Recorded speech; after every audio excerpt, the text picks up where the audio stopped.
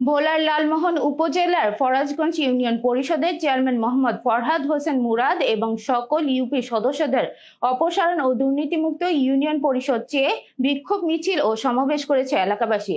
সোমবার সকাল 11টায় ফরাজগঞ্জ ইউনিয়ন পরিষদে এ ঘটনা ঘটে। এ সময় এলাকাবাসী ইউনিয়ন পরিষদ ঘেরাও করে চেয়ারম্যান এবং সকল ইউপি সদস্যদের বিরুদ্ধে নানা অনিয়ম তুলে ধরে বিভিন্ন স্লোগান দেন। এতে বিক্ষোভে অংশ নেয় ফরাজগঞ্জ ইউনিয়নের শতাধিক এলাকাবাসী। এ সময় উপস্থিত এলাকাবাসী জানান, ফরাজগঞ্জ ইউনিয়ন পরিষদ চেয়ারম্যান মোহাম্মদ ফরহাদ হোসেন মুরাদ এবং সকল ইউপি সদস্যরা নির্বাচিত হওয়ার পর থেকে এলাকার বিচার বাণিজ্য, সার্টিফিকেট বাণিজ্য সহ নানা অনিয়ম ও দুর্নীতি করে আসছে। এখন থেকে আমরা সাধারণ মানুষ তাদেরকে এই পরিষদে অবাঞ্ছিত ঘোষণা করলাম।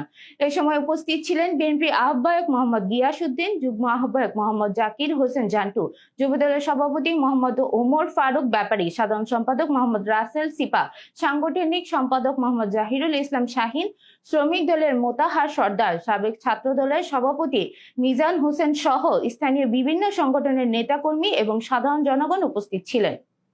অবৈধ হাসিনা ভোটবিহীন সরকারের আজ্ঞাবহ বিভিন্ন প্রশাসনিক দালাল চক্র ফরাজগঞ্জের মা মাটি ও মানুষকে আবারও গ্রাস করার চেষ্টা করতেছে।